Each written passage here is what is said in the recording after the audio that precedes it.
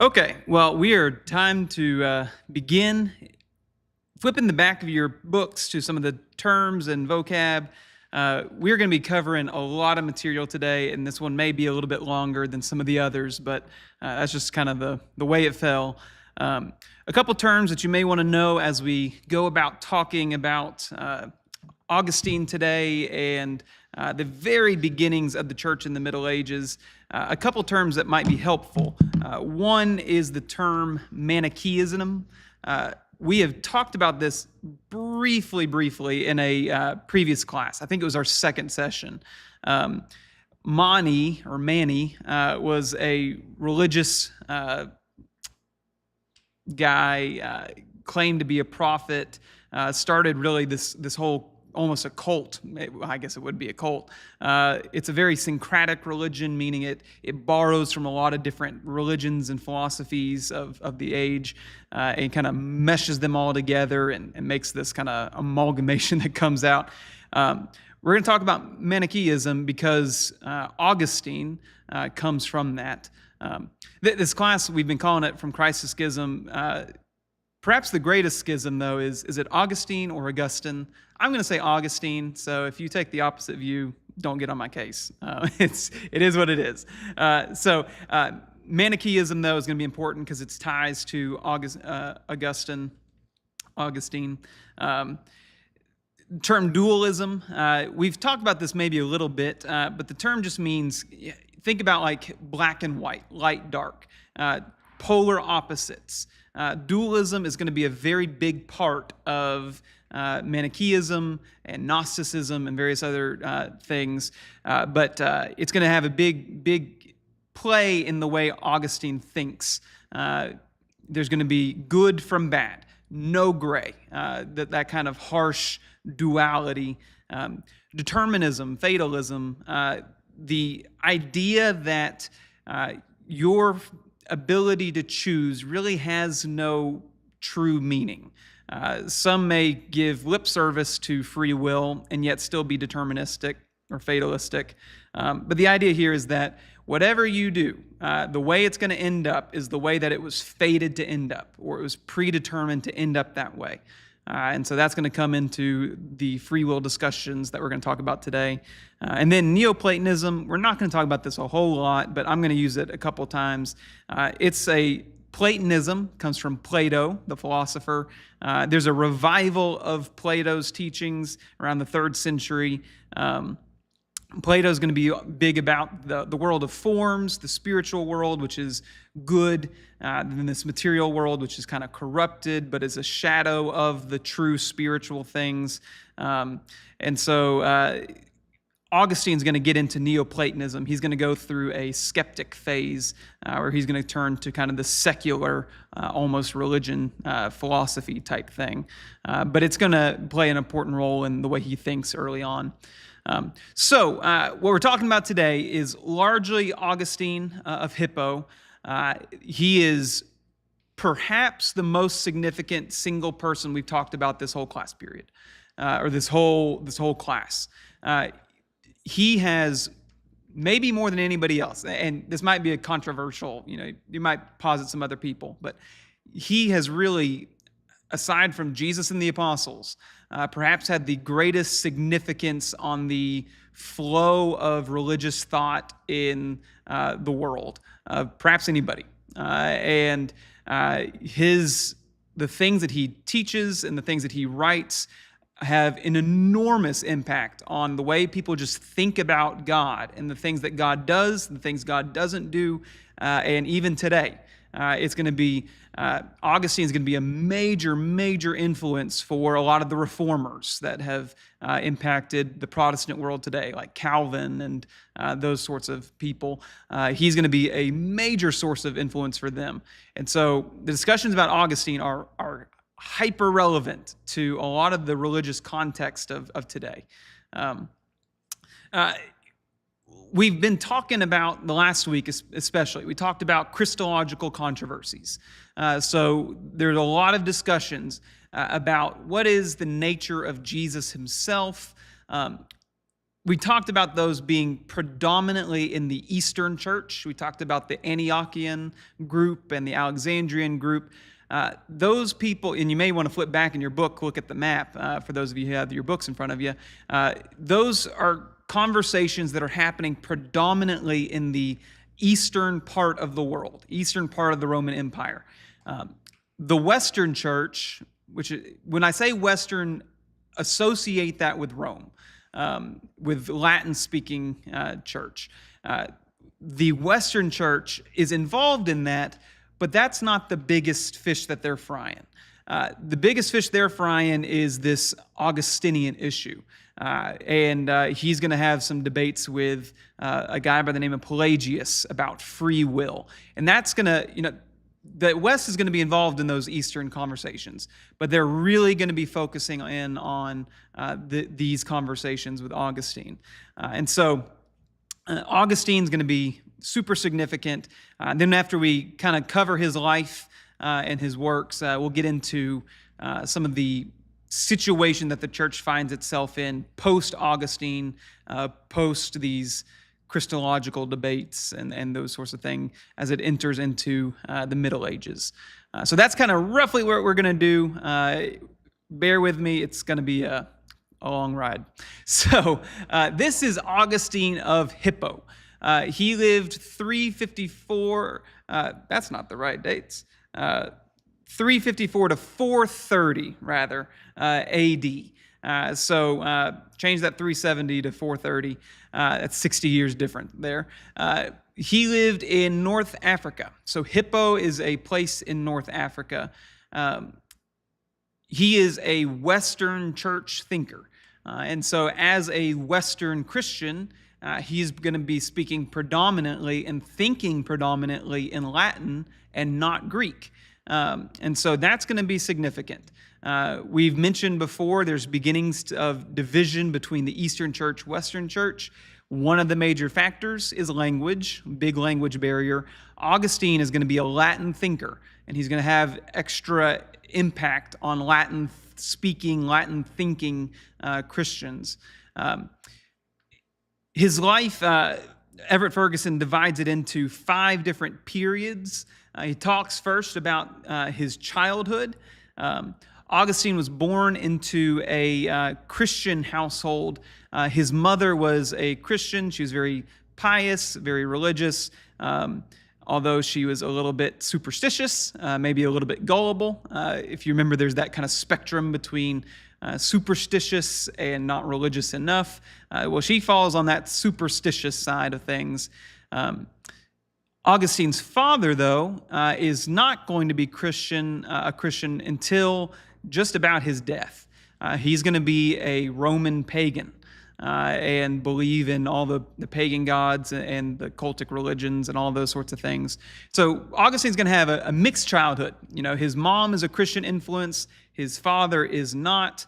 And eventually, though, his father will, just before he dies, be baptized as a Christian.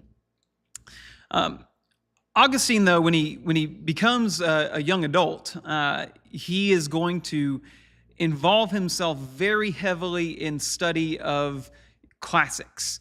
He's going to love Roman literature, Latin literature, and be really, really well studied.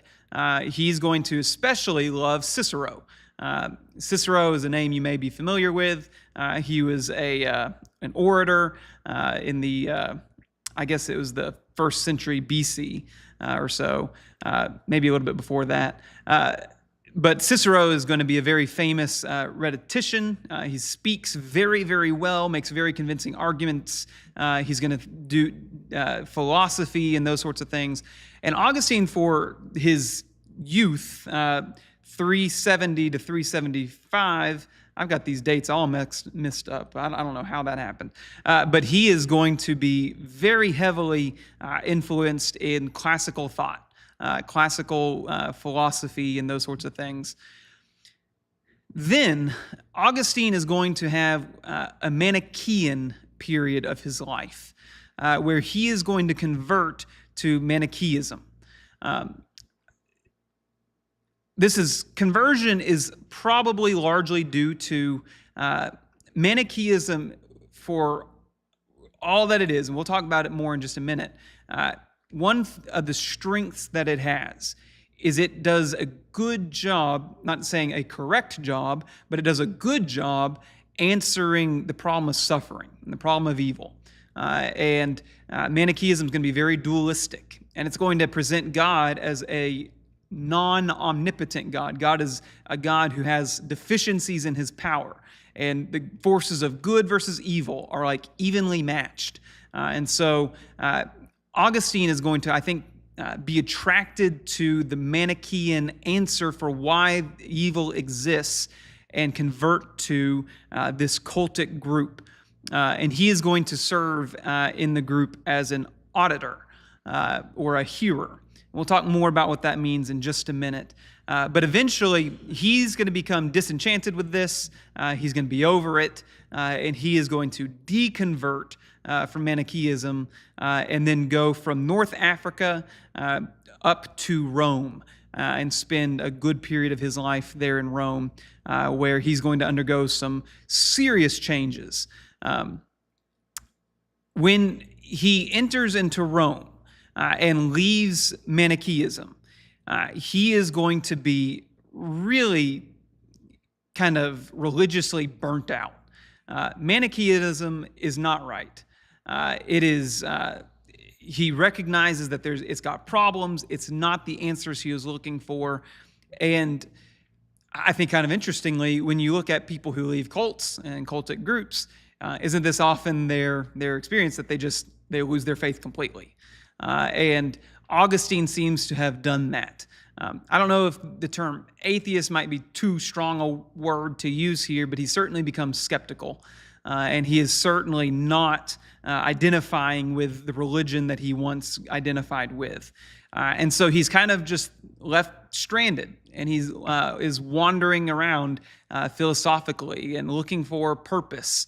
And Augustine lives a really immoral life.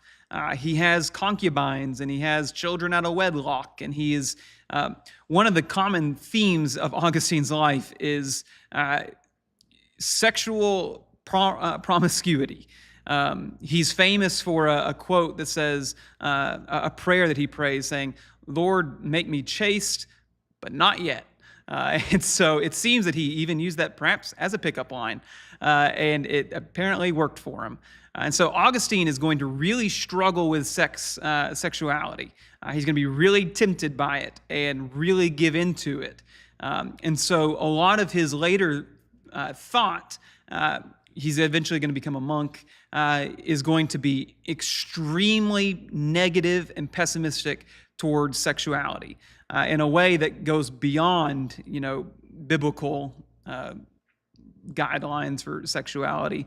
And so during this time period as a Platonist and previously, he's going to live a very immoral life.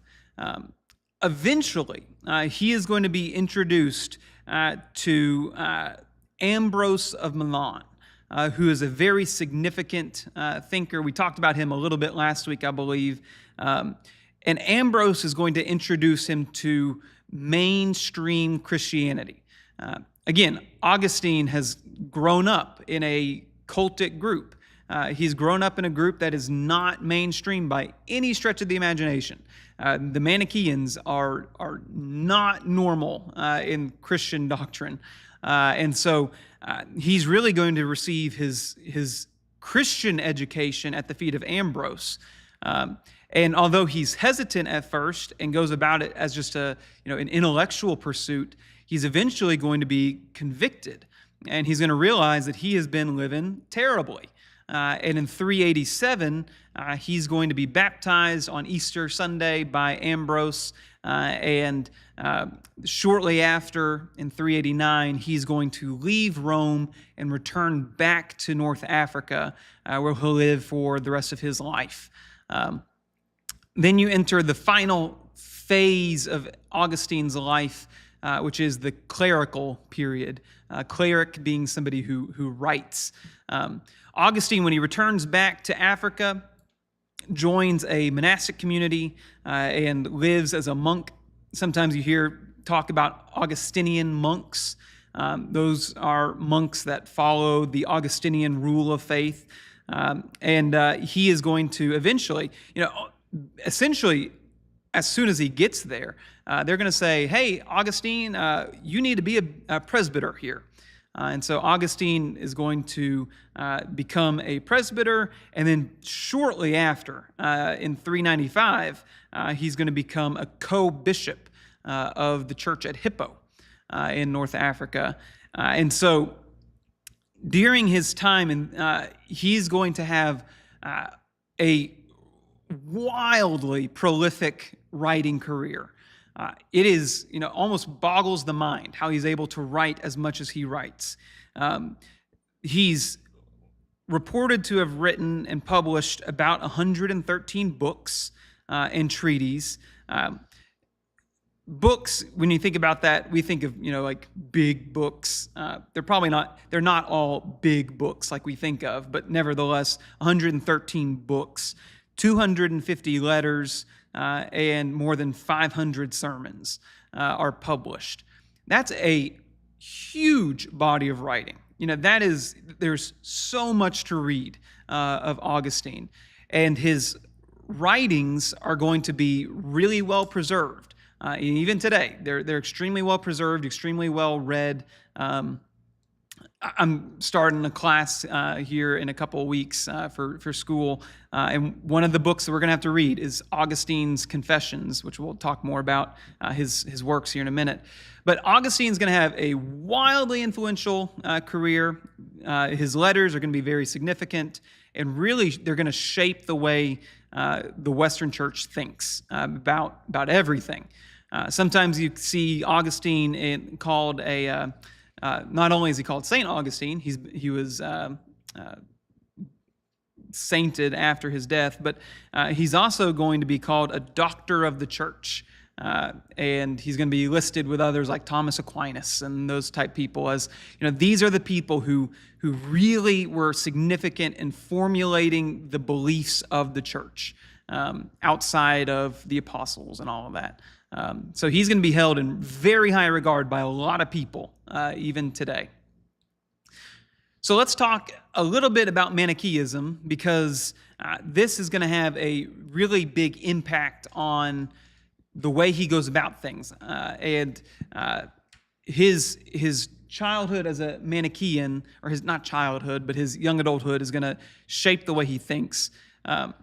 So let's talk about Mani at first. He grew up in 216 to 274, and he was raised in an Elkasite community.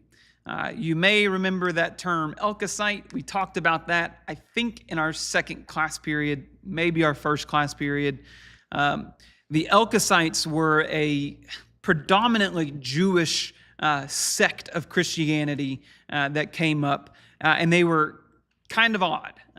They were odd for a number of reasons, one of which is they claimed to have special revelation. They claimed that an angel had come to them and given them new revelation, which we've heard that claim a couple times before in this class.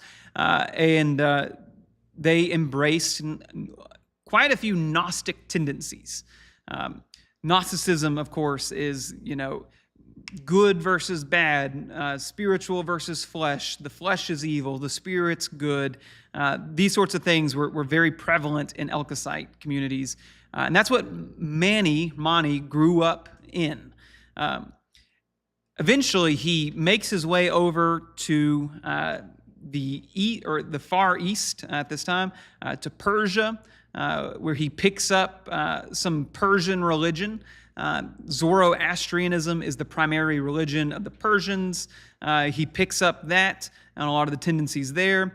He goes to India and spends time in India. And in India, he picks up Buddhism and those sorts of things. And so he is going to fashion his own religion and claim that he has now been given new revelation and a commandment by God to go and form his own group. And so he is going to create his own group and blend a lot of these things that he's picked up along the way. So he's going to pick up Platonism. Platonism's about the Greek philosophy. There's the world of forms, and the earthly world is a shadow of the spiritual world, which is the fullness of the thing. And Zoroastrianism, which is Persian, heavily influences him, especially in regards to dualism. Gnosticism probably pulls a lot of its dualistic tendencies from Persian religion. And so Zoroastrianism is going to really impact his thoughts. Christianity, obviously.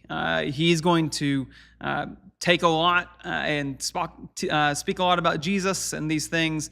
It's going to be pretty different than what you or I recognize as Christianity, but he's going to really borrow from that. Buddhism is significant. Buddhism is a very old religion. It dates back 300s, 400s BC, I think, somewhere around there. But Buddhism is big in India, and while he's in India, he picks that up. Buddhism obviously has high regard for all forms of life, belief in reincarnation and all those sorts of things. That's going to impact him. Marcionism, Gnosticism, those are going to be kind of in the water for him. And so this Manichaeism belief system, this Manichaean church that emerges, is going to be doing some strange things. So they're going to be heavily dualistic, very strong emphasis on good versus evil. Creation's evil, and it's the result of God's battle, God who represents the good, his battle against the devil who represents evil. There's going to be a lowering of the power of God.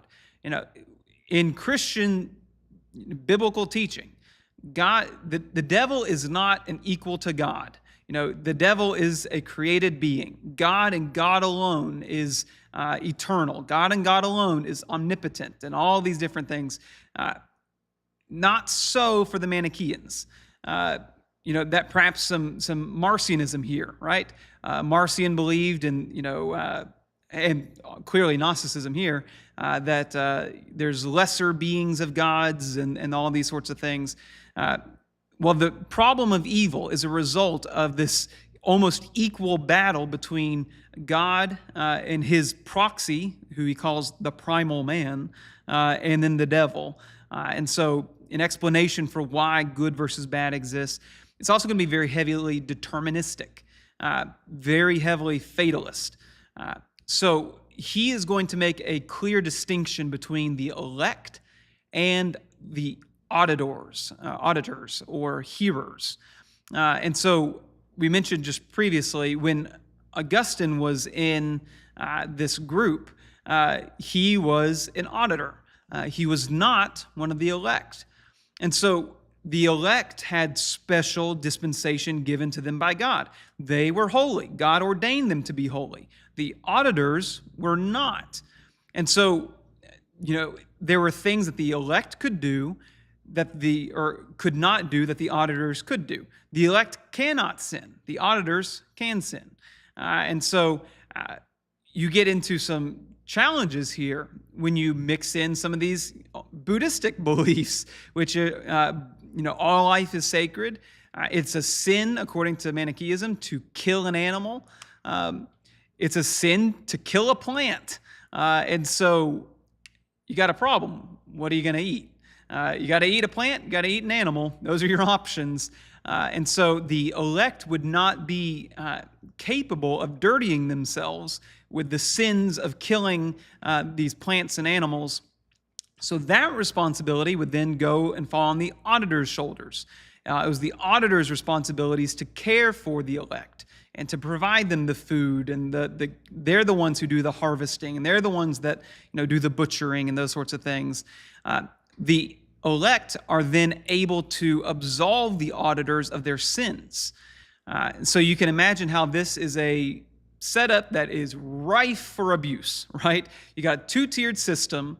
One system is abusing the work of the elect are abusing the work of the auditors. The auditors are held captive to the forgiveness that the elect offered them. So there's serious problems here. Anyway, it's not going to last, not a surprise. But Augustine, he's fed up with it, and he eventually leaves, probably because of this. And a lot of what we know about Manichaean church and Manichaean beliefs come from Augustine himself, who talks about his time being a Manichaean. So that's kind of the brief overview of his life. Let's talk about some of the things that he writes. He's credited for 113 books or so, 250 letters, 500 sermons. Some of these are collections. So like when you see these works, they're not, this isn't just an example of one book. Augustine's Confessions are an amalgamation of quite a few of these books put together. And so the Confessions is pretty long, but it's a combination of these books that are a collection. Augustine's going to write, Confessions is going to be the first thing that he writes. As Augustine is convicted of his sins during that catechumen period of his life, he's going to write this book talking about, it's an autobiography. It talks about a lot of the things that he's done wrong and a lot of his sins, and it's going to be really pretty profound in the things that he says and his self-insight and reflections. And it's a pretty good thing to read, I think. Eventually, talking about his retractions, Augustine is going to need to be divided into several different phases in his thought. And we'll talk about that here in just a minute. Late Augustine does not believe the same things that early Augustine believes. And so part of what Augustine does in his later years is he makes retractions and he changes his letters or his books, his writings that were from an earlier perspective. And so Confessions in particular is going to undergo some pretty severe retractions and edits. He's going to write a book called the Enchiridion, which is just a fun word to say.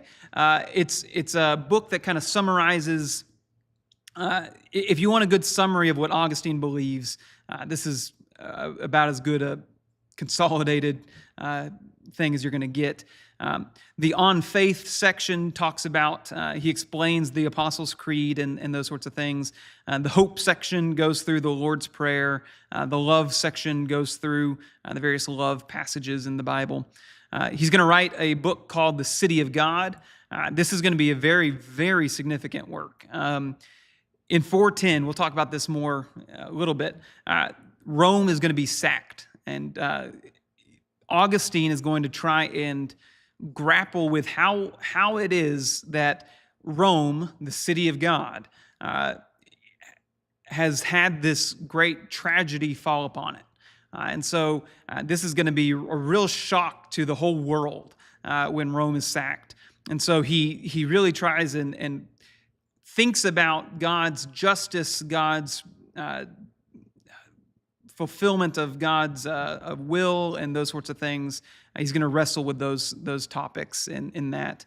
And then he has a work, De Trinitate, on the Trinity, and it's going to talk about really, if you want to know what the Western Church thinks about the Trinity, this is going to be a significant work to go to. And he's going to hold some views that are worth talking about and discussion. So let's get into why he's really, really significant.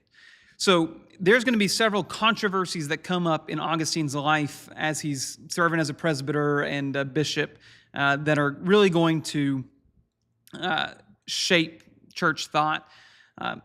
We talked about the Donatists a little bit a couple weeks ago.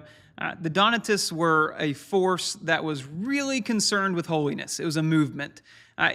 It's not quite a heretical movement, but it's kind of a schismatic movement. And Donatism was very big in North Africa. And so when Augustine comes to North Africa, remember, Augustine has quite the life that he has lived. He's got children out of wedlock. These sorts of things are very scandalous. And he's going to have some run-ins with these Donatists that are very popular. And so there's they're going to take the position on a couple things. We talked about this position before, which is that there can be no forgiveness for the traditors. If you remember, during the Diocletian persecution and various other persecutions, Christians are given an opportunity. You can die or you can renounce your faith. You can turn over your Bibles. You can turn over your books. You can turn over other Christians and perhaps save yourself. And so there's certainly a lot of Christians who did that. And in the aftermath, they're called traditors. You see the word traitor there. There's this big, after persecution ceases, this big question of, well, what do we do with these people? Because when the going went rough, they got out of town. And so do we welcome them back? Well, that doesn't seem quite fair to those of us that endured the persecution and remained faithful. And so there's this big question, and the Orthodox position, the mainstream says we welcome them back, and the Donatists say, no, we don't welcome them back. But they're concerned with holiness. How can we trust these people who betrayed us once, that they're going to be truly sincere in their faith and that they're truly holy? That's the big question for them. And they're going to pose the question to Augustine of, how can a bishop give what he does not possess? And what they're talking about here is, how can a bishop give in the sacraments what he does not possess, and what he does not possess being holiness? So we talked a little bit about how the view of sacraments has begun to shift. In the early church, those who are holy are the body, right? We're all saints, is what Peter says. But there's a shift away from that towards, the cult of the martyrs, towards the confessors, and these sorts of things. And eventually that shift begins to go towards the sacraments. And Augustine's going to be the one who really puts the nail in the coffin in the discussion about the role of sacraments as being that which imbues grace. And so the Donatists see a bishop as having a role in the conference of God's grace. If a bishop is living an unholy life, then he cannot effectively give the Christian population, give them the sacraments in a meaningful way. Of course, the sacraments for them are the means by which you receive God's grace, God's blessings, God's favor. They're significant. They're crucial to salvation. And so if you have a bishop that's living an unholy life, giving out sacrament, well, we got a big problem. And you might see how Augustine might be implicated in this, because he has lived a terrible life, a really, really unrighteous life. And so Augustine's going to make a rebuttal against the Donatists. And the way he does this is he says, he argues what's called ex opere operato, which is it is worked by the work. And so what he means by that is, as long as the person who intends to receive the sacrament, baptism, ordination, Lord's Supper, whatever it might be, and the correct actions are done, the proper words are spoken, a change in the person is affected. And so what matters is the structure around it. Is there good intent? Is it done in the right way? The quality of the person who is administering the sacraments doesn't really matter. And you can see this today. There was maybe a year or two ago, there was a big scandal about a Catholic priest who had been doing baptisms for years and years and years, but he had been wording the baptismal statements wrongly. And so there's this big scandal of, well, are these in the Catholic Church are these baptisms that he's administered, are they meaningful in any sort of way? Augustine says you got to say the right words. You got to do it right. He's going to say one who receives ordination is granted a royal seal, and an indelible character is granted to the individual upon baptism and ordination. And so when someone is ordained, somebody goes through baptism, they are stamped and they are above reproach. It doesn't matter the life that they live, they are able to effectively give out the sacraments. And so the one who receives the ordination gets the seal, indelible character given to him. Therefore, the sacraments administered, regardless of their character, are valid. It's God who does the work, not the administrator. It's not, if I'm the one who administers communion to you, it's not that I'm a holy person, and in my giving the communion to you, you then receive my holiness. It's not that anymore. Rather, what it is God has made this a holy thing, and you're receiving it straight from God. I'm not really doing anything in it aside from just administering it. So anyway, that may seem a little confusing, but that's going to be significant moving forward, and that's going to be largely adopted by the church, the Western Church. They're going to take this view, and they still hold it today. A lot of what Augustine's going to teach is going to be exactly what large groups of Christians believe today. So that's his first controversy that comes up, where he has a big role in the changing of church thought.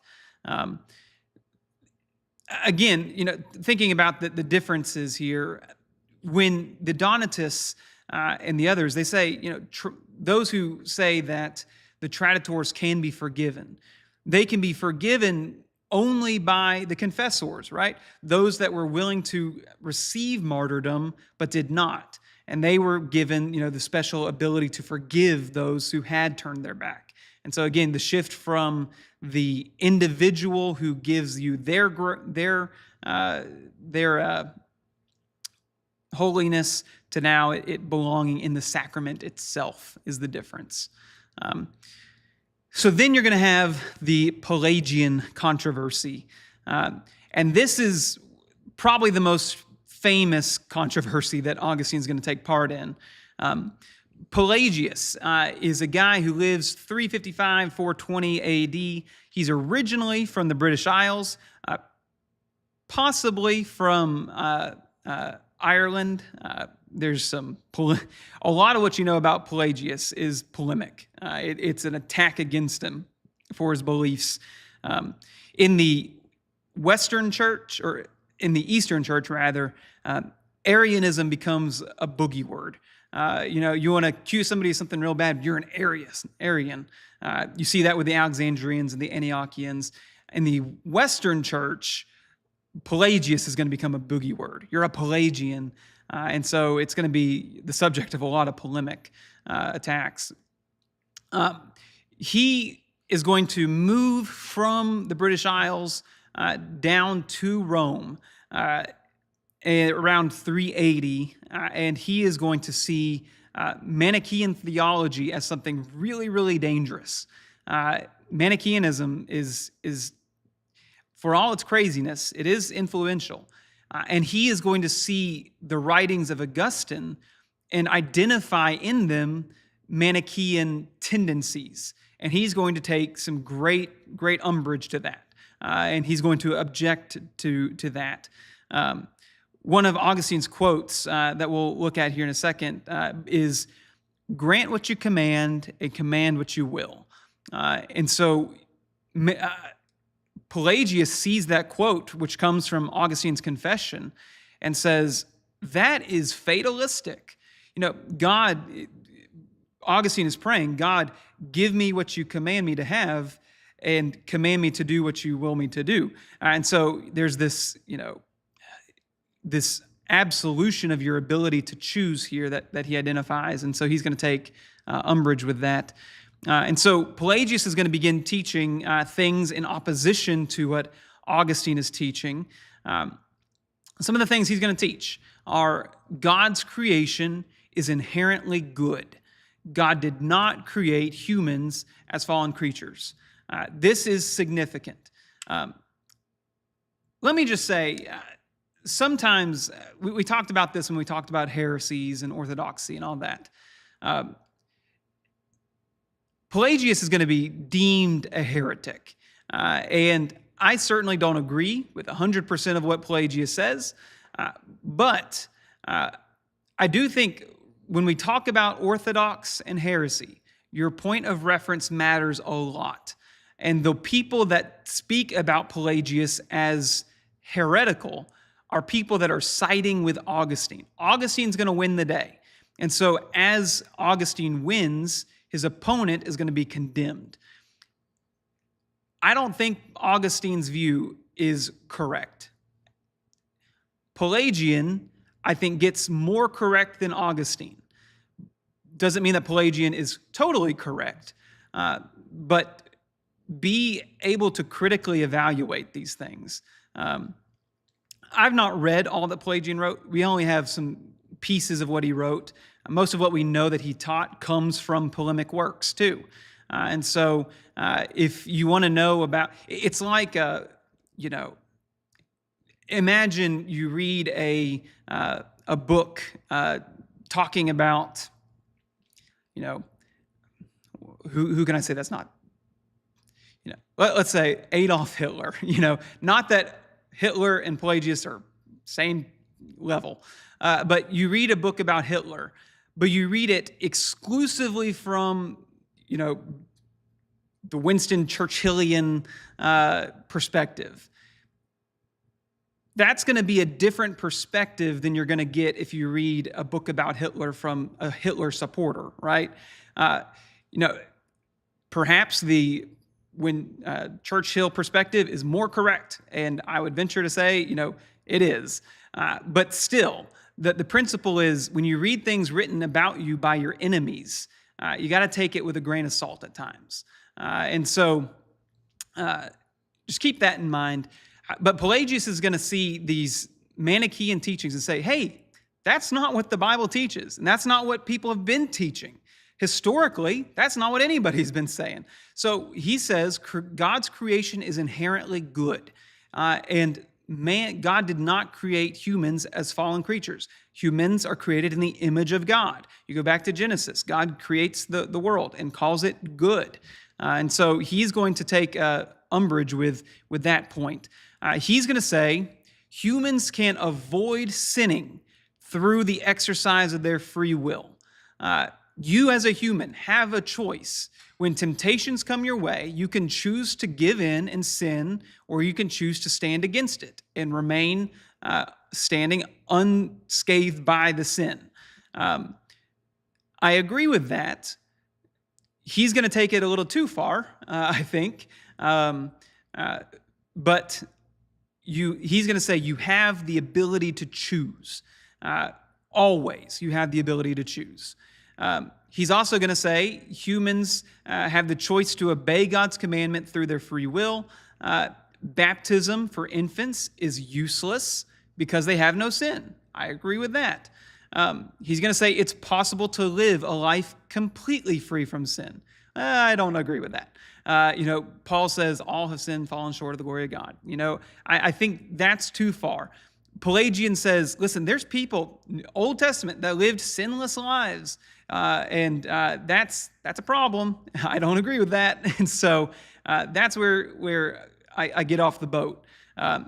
He also says God's grace extends externally. His gift, his grace, is the gift of free will, and the giving of the law of Moses, and the work of teaching of Jesus. And so he says, when God creates you, he gives you the ability to choose right from wrong, and that's about it. There is no internal aspect of God's grace. And I think that's too strong a position as well. And I don't agree with that. So if you wanted to summarize, he's quoted as saying, we confess that man always has free will. And so that's kind of his summary of what he believes. Augustine's going to see the teachings of Pelagius and go, whoa, absolutely not. And so he is going to write some really long and really harsh rebuttals against Pelagius. Before we get to the conclusions that he comes to, I think it's worth talking about how Augustine's own perception of free will changes throughout his life. So when Augustine is a new Christian, right? We're starting back with his time just out of Manichaeism. When he was a Manichaean, the Manichaeans teach fatalism. They teach determinism. God chooses the elect. He chooses the auditors, and there's no overlap. If you're an auditor, you're never going to be an elect. That's the background he comes from. And as he leaves Manichaeism, he goes the polar opposite perspective. He says his first step is influenced by the historical teaching of the church, but also Neoplatonism. So he's going to be able to say, and truly say, I'll choose this day whom I'll serve. That's what Joshua says. He'll be able to say that and truly mean that in the way that you and I would mean that. He's going to affirm the older Christian view that he hears from Ambrose, that free will that Christians hold free will and are able to make decisions that lead to salvation. Not that salvation is something that you achieve by your own goodness or your own actions, but you play a role in your salvation, in your response to God's grace. You can choose to receive it by your actions, or you can choose to reject it by your actions. He's also, this is going to come partly from his Neoplatonism, he's going to see the existence of good. Platonism says, there's the world of forms, there's this spiritual world that is the true essence of beings, and that is truly good. And so he's going to see that, and he's going to say, well, there is good. And by your own free will, you can overcome the fates, and you have the ability to choose and make a difference in your life. And so that's where he's going to start.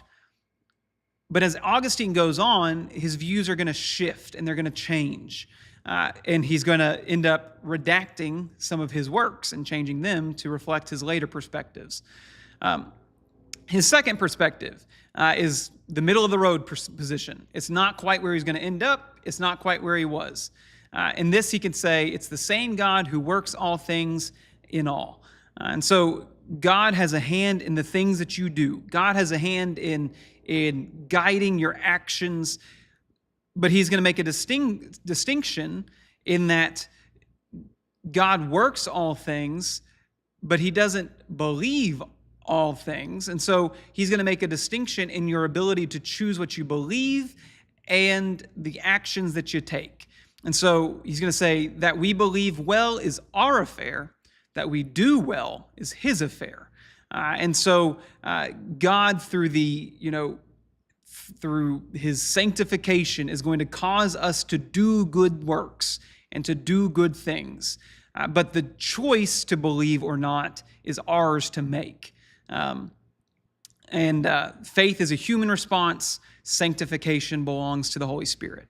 And so that's going to be his middle of the road position. It's not going to last too long. By 396, his Manichaean roots, I think, begin to manifest a little. And he is going to embrace predestination, determinism, the idea that you have no free will. So he's going to shift from God is the one who directs your works, faith is your own, we do the faith, God does the works, to faith is also given by God. And so he's going to take Philippians 2:13, God's at work in you, enabling you to will and to work. And he's going to say, it's entirely a response of God. Your faithfulness, your obedience is entirely the work of God upon you. And he's going to come to some big implications from that. And so before you are able to come to God, there has to be a predisposition that God gives you to do so. So you can't, as a person, you can't choose to follow God.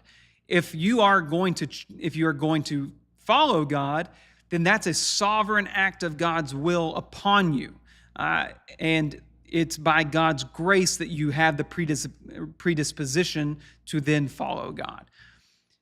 That's a little confusing, but that might sound really familiar because that is almost, if not is, identical to what our Reformed friends teach, to what Calvinism teaches. Calvinism is people talk about Calvinism, Arminianism, and all of this stuff. And while it's not exactly the same, it's a rehash of this conversation that happened hundreds and hundreds and hundreds of years before.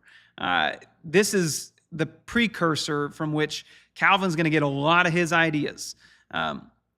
And so Augustine's thoughts on predestination are going to shift. And a good example of this is his writings in Predestination of the Saints, chapter 2, 53. This is what he says. He's talking about his writing of the Confessions, the book. He says, although I published them before the Pelagian heresy had come into existence, certainly in them I said to my God, and I said it frequently, give what you command, and command what you will, which words of mine, Pelagius at Rome, when they were mentioned in his presence by a certain brother and fellow bishop of mine, could not bear. And so, this idea of God, give me what you command and command me to do what you will. Remove from me the ability to choose. Just make me a vessel of your will. And Pelagius hears this and says, well, you shouldn't be praying that. And Pelagius then goes about and starts his teaching. So after a lot of discussion between Augustine and Pelagius, Augustine's conclusions are going to be, one, that Adam was made in the image of God without sin, and God's grace allowed him to choose the good. So when God created mankind, Adam was created in the image of God, and as an image bearer of God, he possesses the ability, a special grace was given, grace and gift, same word, special gift was given to him to allow him the ability to choose to do what's right.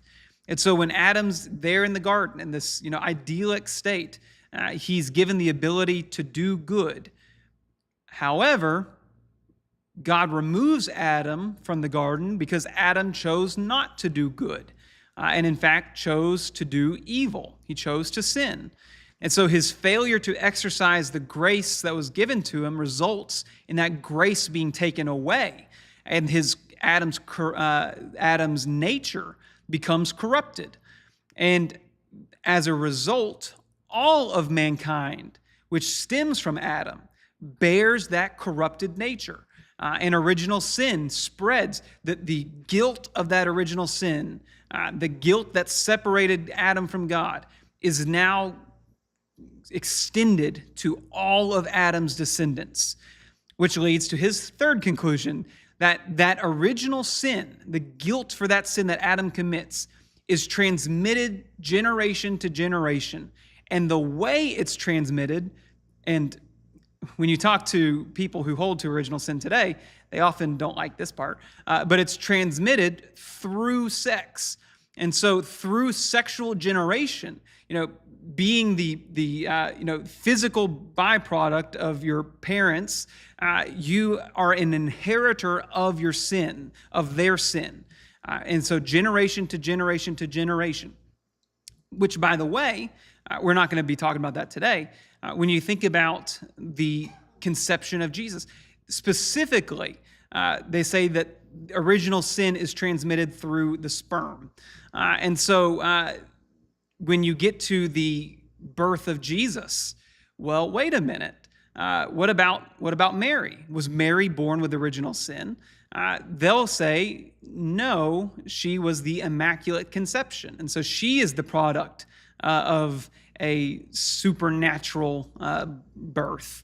That comes about later. But sexuality was heavily looked down upon as it was the chief expression of what is truly evil, which is the loss of self-control. Augustine had a lot of trouble controlling himself, and he had a lot of sexual sins in his life. And he is, when you read through his writings, it weighs very heavily on him. and he views sexual temptation as like one of the chief issues in not just his life, but in all of humanity. And so he is going to have an extremely negative view of sex moving forward, one that goes beyond, the Bible is not sexually negative. It says sex is a good thing in the right context. He's going to take that to an extreme and say that, sex is not a good thing because sex is the why original sin is transmitted. It's the means by which the sin of Adam is inherited. And so it's not a good thing. And that's going to shape church doctrine moving forward. He says that humans bear a sin nature. And you've probably heard people use that term a lot. That leads us towards the escape of our self-control. We have a proclivity to lose control and to do what's wrong. And it's only by the supernatural grace of God that we can restore our free will and allow us to choose to do good. And so, as a human, your every inclination is to go and sin against God, to rebel against God. The only way that you as a human are going to ever follow God, are ever going to be faithful in any sense, is if God restores you providentially, supernaturally, through his grace, and compels you to do what's good. So that's going to be a logical outcome of his teaching. He says that grace turns you to salvation and gives you perseverance in it. That might sound familiar. God's grace, when he gives it to you, it pushes you to do what's right and pushes you to obey and pushes you to be saved. It's the means of salvation. And once you have received God's grace, you're not going to be losing it. And then he's also going to say the predestination of the elect is based not only on God's foreknowledge, but his gracious choice. The non-elect are abandoned to destruction without God's sovereign gracious intervention. And so God is going to choose to redeem. He's going to choose, that's what elect means, to save some for salvation. And those who he has not chosen are going to be condemned because their every impulse is total depravity, right? They have a sin nature. They have the sin of Adam, and they're destroyed before they even, have a chance to redeem themselves. They're incapable of redeeming. They're incapable of choosing good. And so this predestination is going to be on the basis of God's choice. Your salvation's totally predicated on God. He's also going to say that human nature falls into three different epochs or three different time periods. You have the period of Adam, where you're able to not sin. You can make the choice. Adam had the capacity to never sin. God gave that choice to him. Adam messed it up, though, and he did choose sin. He chose not to exercise the practice of doing good. And consequently, then you enter into the second age where no one is able to not sin. Everyone is compelled to sin. There is no choice in the matter. And so humans are in a sin nature post-fall. They're born bearing the sin of Adam. And so it's chronic. And then he says there's going to come a time, the heavenly state, where you're not able to sin. And so at the return of God, or return of Christ, when we are reunited with God in heaven, you are not going to be able to sin even if you wanted to. And so these are the three epochs that he comes up with. And then he says God's will is to save, refers to the elect. Therefore, the number is limited. So those who God will save are just a select few. It's not everybody. It's not open to everybody. It's going to be a natural conclusion. And I didn't add it, but I added another section. So that's going to be his conclusions after talking with Pelagius. And this is going to take hold. This will be adopted as the definitive teaching in the Western Church. There's going to be a synod in Jerusalem that meets, and various other meetings that go around. I think one in Corinth. I think it's Corinth. I could be wrong on that. That produces several canons, several rules of faith that say this is what we believe, and they affirm original sin. They affirm predestination. They affirm these things that Augustine is teaching. And so moving forward, this is the stance of the Western Church. Not the stance of the Eastern Church. I think that's going to be worth noting. Although they may adopt portions of it, there's going to be, in Catholicism and the Reformation, even today, this is going to be the position of most of Christianity, are going to take Augustine's positions. Briefly, not everybody's happy with this. And there comes a group in southern Gaul, which is France, a group of monks that are not satisfied with Augustinian solution or Pelagian position. And so they say, listen, let's come up with some kind of middle ground. And it's not really worth getting into. They're not very successful. But it just shows that people aren't necessarily all happy with it. Augustine's going to win the day. His positions are going to be adopted, but not everybody's happy. And I think that's significant. They're named the Semi-Pelagians, although they don't really side with Pelagian very much. But that name comes from, again, that's a biased name. You got that the name's given to them by the diehard Augustinians. And so there's going to be, not much traction that they get. So Augustine's legacy, he does a lot. And let's talk about just the things that he really accomplishes and the big impact that he's going to have. This list is not exhaustive by any means. There's so much to talk about him that we have not talked about. But the church adopts Augustine's understanding of grace as being tied to the sacraments themselves. So the Donatist controversy, they're going to take his position. It's not the grace that's imbued upon you as a partaker of the sacraments does not come from the administrator of the sacraments, but from the sacraments themselves. And so that's going to that's going to win the day, and the role of sacraments is really going to be solidified. The Western Church is going to adopt his understanding of free will. Pelagius is going to be condemned as a heretic, and that's going to be the story moving forward. The church adopts his doctrine of original sin. There's going to be some natural consequences from this. The Catholic Church will now begin, and I say Catholic here, I think big C Catholic is appropriate to talk about at this point. The Catholic Church is going to hold the position, and they still hold the position, that you're born bearing the sin of Adam all the way back in the garden, and that has been passed down from every single generation.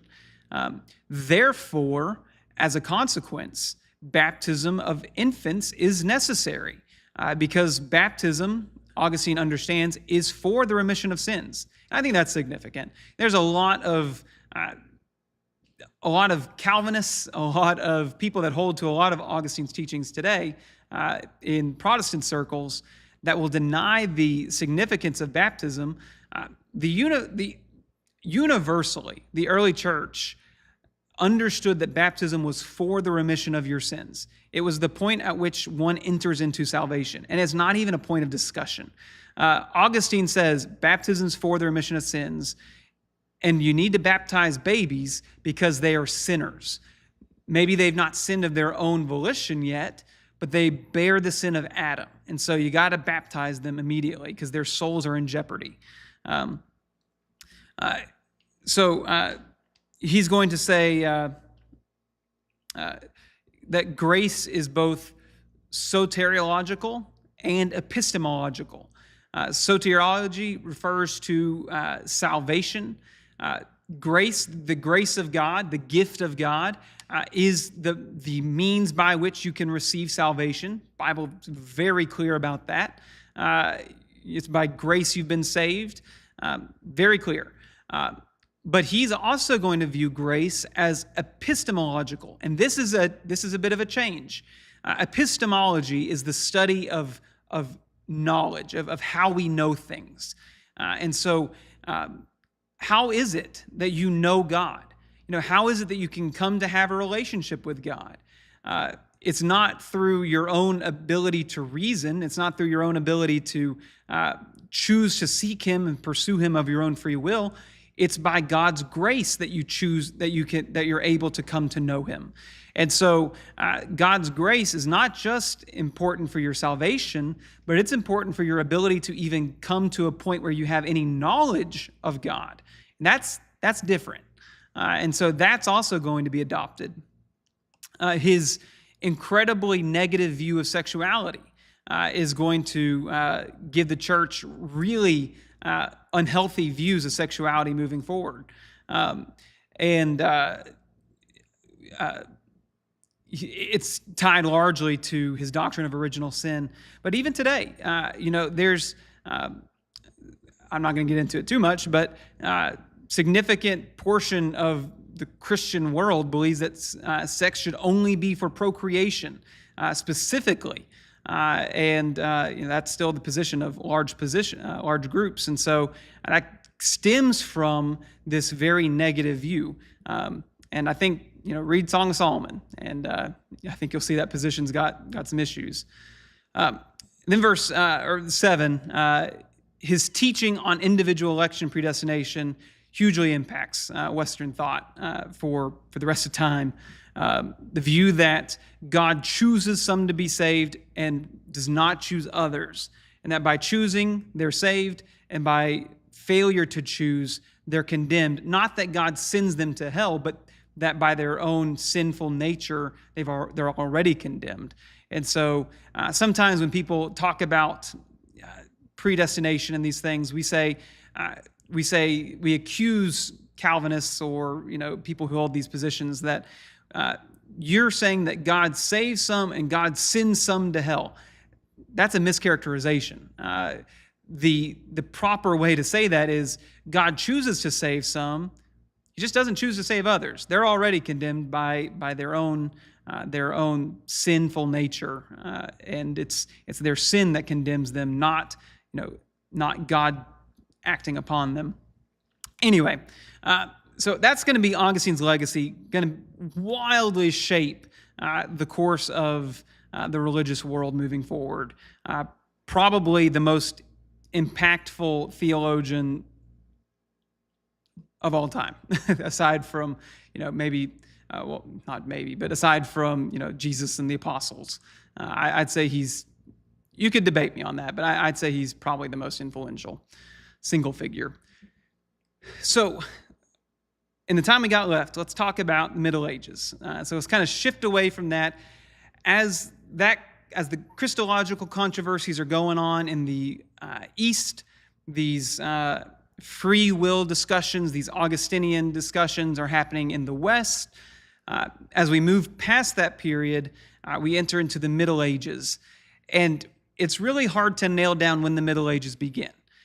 People will say the Middle Ages begin as the decline of the Roman Empire, as the Roman Empire enters into decline. But that's really hard because that's a really long period. The Roman Empire, it's not like the Roman Republic, which came to an end suddenly with Caesar, right? Although there's a lot of factors that led to Caesar. Anyway, I'm getting off topic. The Roman Empire is in decline for a great period of time, and you could make the case it still exists today. But it's hard to nail down. But a few factors that are really significant in identifying when the Middle Ages really begin, it's important to think about Constantine. Constantine is responsible for the merger between church and state, fundamentally shifts the way the Roman Empire works, and virtually everything about it. You have the move of Rome, of the capital of the Roman Empire, from the city of Rome over to Constantinople. That's a really big shift. You've moved the capital city of the Roman Empire away from Rome. That sounds weird, but that's what happens. And so that's going to be a major contributing factor to this introduction of this new age. Augustine, he is going to really reshape the way the church thinks. And so from Augustine on, you're going to have really different thought processes and different conclusions coming out of the church. You had the rise of monasticism, which is what we talked about, but wildly popular and really shifts the way churches function in the world. And the papacy as well. We talked about that very briefly last week, but we're going to talk about it a little bit more this week. The rise of really the capital P papacy is going to be significant. The term pope has been used previously. I think it was first used by Arius to refer to Alexander of Alexandria. I think I could be wrong on that, but it was definitely not used primarily exclusively with the Roman bishop. But at this point, it begins to, what we think of as a papacy in kind of modern context, begins to really emerge. So that's a big factor to consider. A couple dates. 410, Alaric, the West Goths, sacks Rome, shocks the world, shocks the empire. Going to be a big deal. 451, Attila and the Huns sweep through Europe. This is a crazy thing. We'll talk more about this later with some Attila but also the Mongolians. These are people from the steppe in Asia, like China area, Mongolia area. They conquer Europe. Sometimes we have such a Western thought when we think about church, or not just church history, but history in general. But the Huns and the Mongolians have massive empires. The Mongolians go all the way, Genghis Khan goes all the way to France, conquered all the way over there. Anyway, 451, the Huns are going to sweep through Europe and a lot of bloodshed. Eventually, they're going to be repelled, but it's going to be bad. Then 455, you had the assassination of Valentinius III, and Rome is sacked again. And that's going to be another big problem. So let's talk about what causes some of these events. You have Germanic peoples, so peoples from the Germany area of the world. They move en masse. Prior to this Germanic migrations, there's going to be a missionary called Ulfilas. I don't know how you say that exactly, but he is going to be a missionary to the Germanic peoples, and he's going to be really, really successful. He's going to have taken part in the Council of Nicaea, but he's going to have taken part in the Council of Nicaea on the wrong side. So he is a supporter of Arianism. Arianism, which obviously says Jesus is a lesser being than God the Father. That's going to be the predominant form of Christianity that these Germanic peoples are introduced to. He comes at a good time because Germanic religion, the religions of like Thor and Odin and these sorts of guys, it has really fallen out of favor. And as it has been in decline, they really latch on to Christianity pretty largely.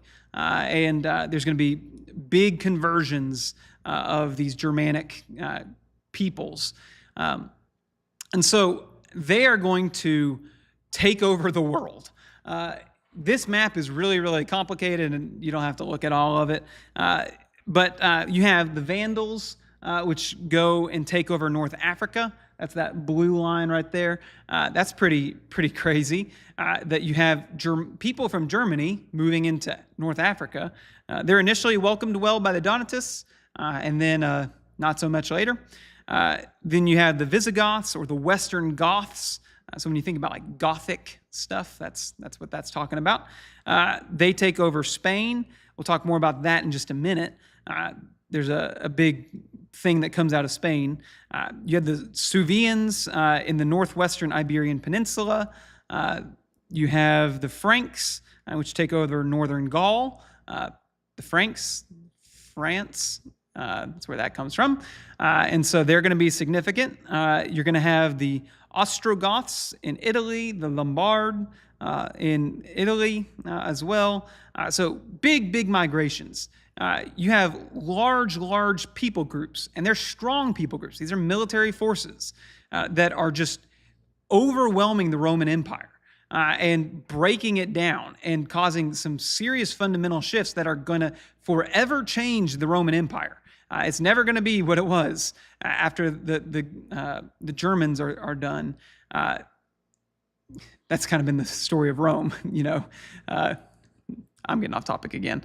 But anyway, you have these mass Germanic migrations, and it has some big effects. On society, Roman culture fades out. It's not gone, but it fades, and Germanic customs are adopted. You have a shift from big city center focus in the Roman world to now what's going to become more rural feudalism, which is, when you think about Rome, you think about big cities, right? We've been talking about cities. We've been talking about Rome and Constantinople and Antioch and these big city-state places, not city-states, but the big city centers that are significant. You're going to have shifts now. You're going to have, like France being an area. It's more that type thing, which is what it is it's a lot more division, a lot more little small political groups and small little kingdoms that are going to emerge out of this. And you look at Europe today, right? There's so many countries in Europe. That's going to kind of come from this. These people groups that really settle these little pockets and have their own identity and whatnot. The church, though, in the decline of the Roman Empire, the church is going to take on a lot of the functions that the Roman Empire carried out. And so there's a big power vacuum. There's not a big, strong central government anymore. But big, strong central governments do a lot of good things for people. And so the church is going to begin to fill a lot of those institutional things that the Roman government once did. The church is going to become really significant for its education. The church is going to become really important as a intermediary between these different feudal states that like to fight with each other. They're going to be arbitrators and settle these disputes. The church is going to really be a uniting force in a world that's becoming increasingly divided. And so we're going to see that going forward, until basically modern day, where it's not until very recently that people don't really care what the church says all that much as far as political powers. So that's going to be a big change. And also, as these Germanic groups come in and they're Arian Christians, there's going to be some serious religious tension that goes on because Arianism is refuted by everybody, essentially. And so now you have these strong military groups that come in. They're Arians, but the population that was there are Orthodox. They believe in the Nicene creeds and all of that. And so there's going to be some big struggles here of we need to make sure that these Germans are on the same page as us, orthodoxy-wise. And so it's been questioned, but perhaps out of Spain, probably out of Spain, you have an addition that's added to the Nicene Creed, which is the filioque clause. And we'll talk, I know I've mentioned this several times, but we'll talk more about this probably 2 class periods from now. But the idea that what it is it says that the Holy Spirit proceeds not just from the Father, but also and the Son. That's what filioque means. And so that's going to be an attempt to get these Germanic Arian Christians more on page with orthodoxy. And so finally, we'll wrap this up here, but you have some developments that happen in the papacy. Rome has always been significant. It just has. It's got ties to Peter, to Paul. It's been significant ever since then, from the very beginnings. It's the center of the empire, right? It's the capital city. until it's not, but it's the capital city. It's the center of the world. All roads lead to Rome. And so it's had huge, not just religious influence upon the world, but huge political influence upon the world. And also, it's the only major church see in the West. It's the only major Christian center. We talked about last week with the Council of Chalcedon. You've got the 5 different centers. You've got Rome, which they recognize as the preeminent one. Constantinople, which they recognize as the second in significance. The Western Church does not see Constantinople as second in significance. Constantinople, Antioch, Alexandria, and Jerusalem. Those are the major churches in the area. You had that map in the back of last week's notes. That's not going to, but Rome is the only one in the east or in the west. The rest are Eastern churches. And so Rome's going to have excise power over half the Christian world. And Pope Leo I, we mentioned him briefly last week. He's going to be the first capital P Pope of the capital C Catholic Church. He's sometimes called Pope Leo the Great. He's going to argue that Peter held special authority over and above the other apostles. That when Jesus in Matthew gave him the keys of the kingdom, what Jesus was doing was imbuing in Peter and the office that Peter holds a special dispensation of authority to oversee all the work of the other apostles. And then he's going to argue that that authority that is super special given to Peter was then handed down through the bishops of Rome, all the way down to himself, because Peter was the bishop of Rome in their perspective.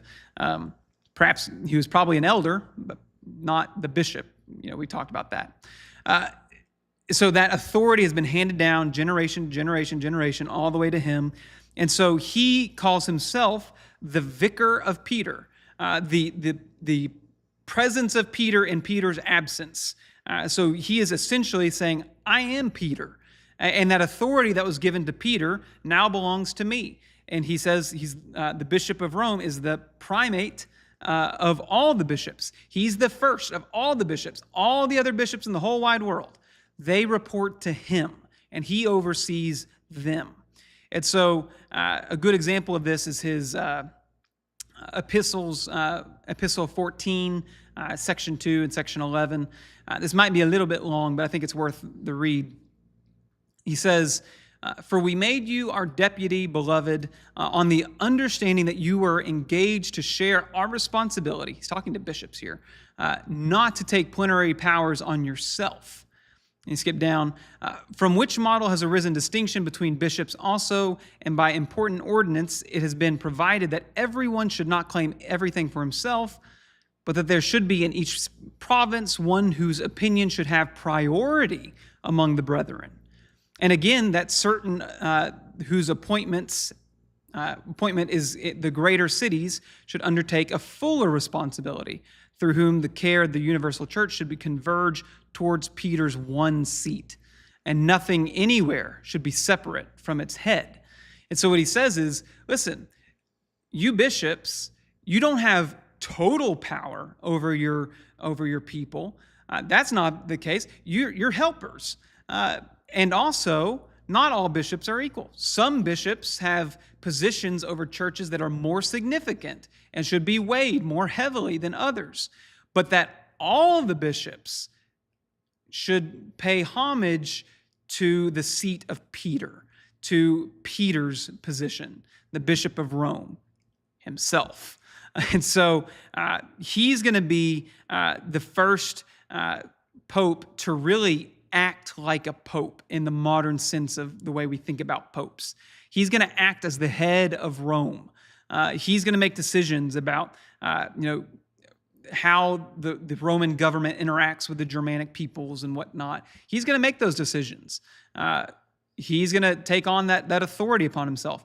He's going to enforce his decisions and his authority over distant bishops. He's going to say, you bishop way over yonder, you have to listen to me. And my words carry authority even over you. Forget autonomy. You belong under my oversight. And he's also going to successfully intervene on questions of doctrine. Even in the East, we see that in Chalcedon. They read the Tome of Leo. It's not really a tome, it's more just a letter. But Leo's going to have a really big impact in those Christological discussions with Eutychianism. He's going to have a big impact in those discussions. And so with that precedent, now he carries outside weight in these religious discussions that happen. And so he's going to be the first real modern pope. And he's going to be the first one to really act like a pope. So I think I said 7:30, and we are right on time. Next week, we are going to look at the continued rise of the papacy in the Western Church. Cracks are going to continue to keep spreading between the East and the West. Next week, we're going to try and cover a big chunk of material, a lot of years. Things kind of slow down a little bit as we enter into the medieval period, but we are fast approaching the end of where this class is going to leave off. Thank you guys for watching, and we'll be back next week.